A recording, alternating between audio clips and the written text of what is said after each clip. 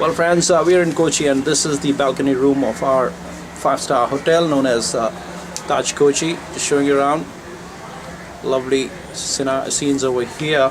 But also, we are here for a reason because with us is Azhar Abbas. Good afternoon, Azhar Abbas. Pakistani national and a first-class player from Pakistan. He's played in 3 countries. He's currently settled in Auckland. He's flown into India for the first time ever. It's his first visit to India, and from Auckland. And now, question going to Mr. Abbas is, how does it feel to be in India and in Kochi for the first time? It's a fascinating place. Always, when we were growing up, we always hear about India, Indian people, and first time when I came here, and I find them more than friendly, caring, very loving people, and mad about their cricket, about their teams, and it's really nice to be here. Okay, and going further, you have played with big names. I mean, you have rubbed shoulders with international players like Misbah from Pakistan, Ian Fleming from New Zealand, Matthew Hoggard, Waqar Younis, and Scott Styris and Chris Martin. Quite a nice career for you in first class. I was lucky enough to be with these mega stars of the game, and I always believe those superstars of this game were there not only to play with, but to learn from, and I learned a lot from these guys. It's been how many years of career in Pakistan and then further on in New Zealand and in England as well? I played about 10 years first class cricket in Pakistan, about 4 years in New Zealand, and about 6-7 years I played in England as well. So I just have experience of Pakistani conditions, English conditions, and of course New Zealand conditions. And further on you went on to become a bowling coach, I believe? Yes, again that was I never thought I will do, but eventually playing that many years of cricket, it took me towards the level, towards the coaching. Yep. And I ended up having a level 3 qualification from New Zealand cricket. It took 2.5-3 years to get level 3 certificate done, but expertise are pace bowling because I played as a pace bowler all my life. And now you visited India for the first time, and you're liking it? You're liking your trip here?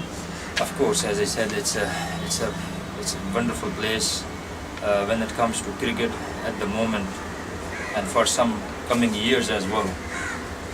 India is the main certain center of the all sort of cricket. IPL is a very colorful format, as well as Indian cricket is doing really well.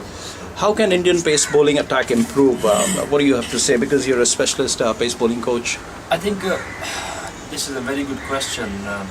I saw visible improvement in Indian pace bowlers in the last 4 or 5 years, and it could be a number of reasons, but I never ever had an experience of Indian pace bowlers bowling 140 plus, and you have 3 or 4 bowlers at the same time in a team.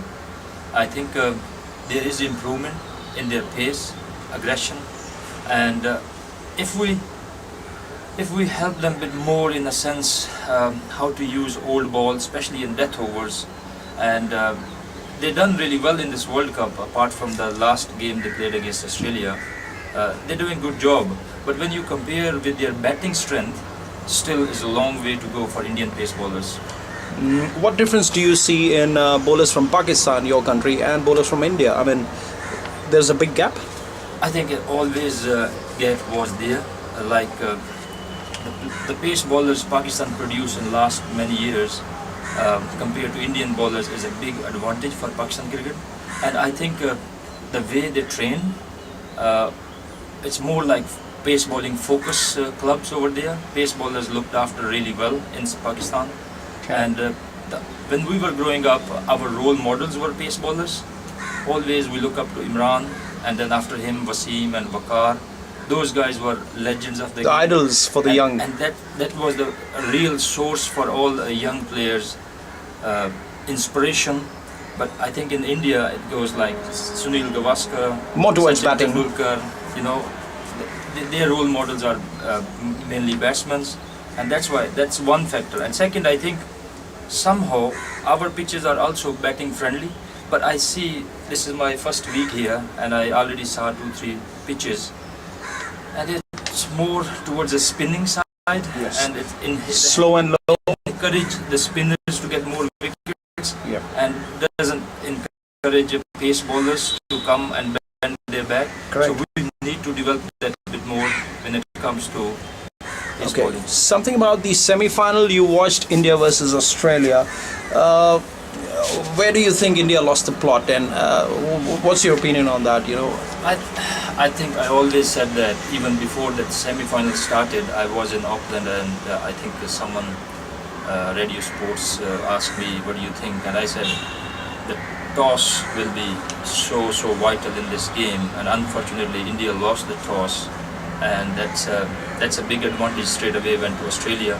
But after that, I think India, even though early on the Australian batsmen had a very good charge of the game, but in the middle part of the inning, Indian bowlers pulled things back until last 3-4 overs. And that's what my question is: how we can develop these bowlers in India In the death overs? Death overs, how they can figure out what the batsman is going to move, the final movement, how they're going to outthink the batsman. Mitchell Johnson Those guys are doing, and especially Mitchell did the pinch Starc. hitting for them. That's right.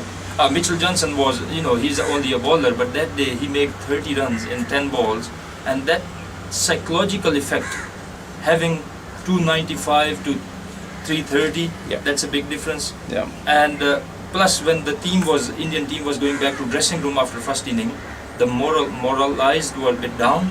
So I think, for me, if you're asking me personally, I think there's a lot to work with Indian pace bowlers. Pace bowlers them in the death Teach them overs. how to outthink the batsman, Yeah. how to go for the block hole, Right. outside off stump yorkers, Right. the deceiving slow And as you balls. said, using the old ball, that's very, very crucial. The use of the old ball, I think Pakistan always were the best. Yes. And last 30 years, in the living memories, we always see that they use old ball really well.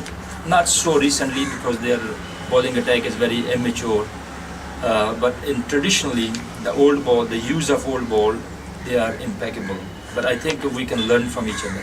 And one more question is, how do you see the future of Indian cricket as of now? The IPL helping Indian cricket domestically in a big way, as you know. Certainly, it's helping Indian cricket in a way of your young players, of Indian base players are playing with world legends of the game. And when you play such as player like modern days, You get that exposure. and then you learn a lot from there.